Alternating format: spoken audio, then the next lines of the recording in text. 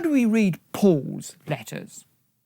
Paul can be quite difficult to follow at times. I mean, St. Peter said as much, so if he found that difficult, we needn't be too dismayed if we find him difficult at times. But there is a knack to reading Paul's letters, which can make things somewhat more straightforward. First of all, he follows a structure that was quite common in the ancient world. He would dictate his letters to somebody who would write them down, and there was a kind of format that was commonly used. You open with an opening. Who it's from, Paul, a slave of Christ. And then you say to who it's going. To whom it's going? Well, to the church in Ephesus or something.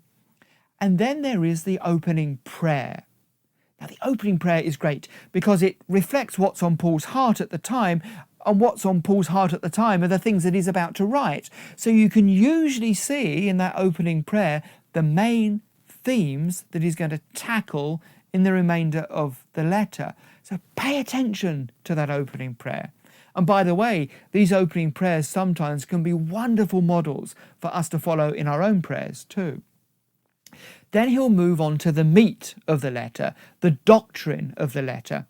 And very often, if you've got a Bible with cross-references in, very often you find he's drawing on various Old Testament themes and verses as he does so. And he's building his argument throughout that first section of the letter.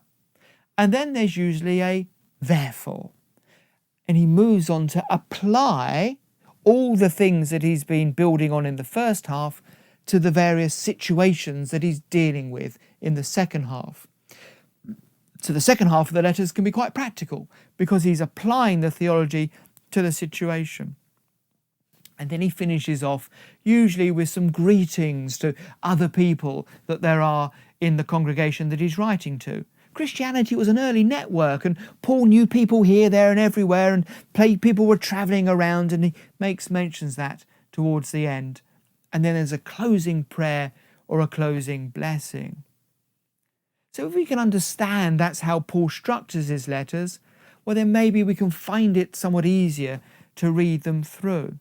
But do remember that top tip, that Paul's prayers at the beginning of his letters often contain the main themes that he's dealing with.